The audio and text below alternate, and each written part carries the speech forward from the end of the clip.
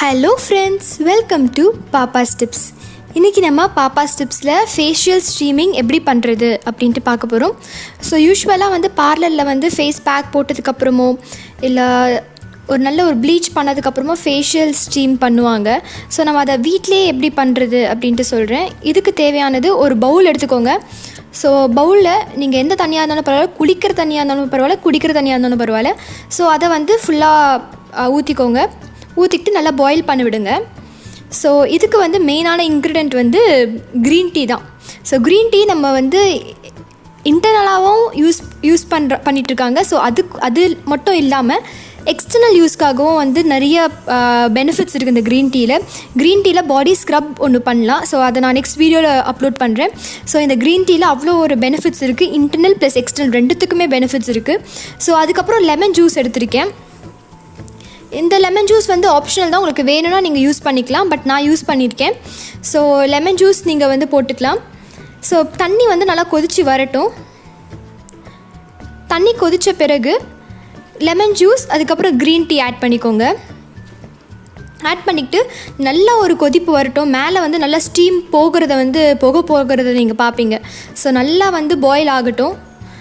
நல்லா பாயில் ஆனதுக்கப்புறம் நம்ம நார்மலாக வந்து ஸ்டீம் பண்ணுவோம் இல்லையா, ஆவி பிடிப்போம் இல்லையா, ஜலதோஷம் பிடிச்சிச்சுன்னா இல்லை தலைவலி நீர் கோர்த்துருக்குன்னா பண்ணுவோம் இல்லையா, அதே மாதிரி தான் ஃபேஸ்க்கு மட்டும் நீங்கள் வந்து போர்வையை போத்திட்டு நீங்கள் பண்ணலாம். இதுக்குன்னு ஃபேஷியல் ஸ்ட்ரீமிங்னு வந்து ஒரு சின்ன கிட் இருக்குது. அதில் வந்து நீங்கள் நார்மல் தண்ணி ஊற்றிங்கன்னா அதுவே பாயில் ஆகியிருக்கும்.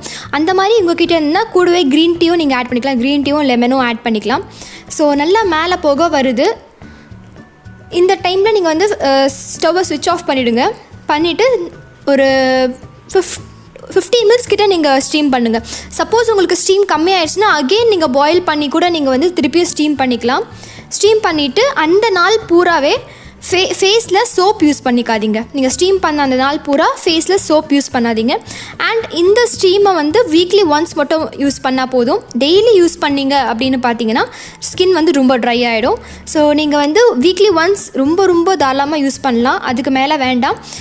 ஸ்கின்னில் இருக்கிற அழுக்காக இருக்கட்டும், ஸ்கின் வந்து ரொம்ப என்ன சொல்கிறது, பிளட் சர்க்குலேஷன் இருக்கும். ஸ்கின்குள்ளே வந்து ஒரு லேயர் இருக்கும்.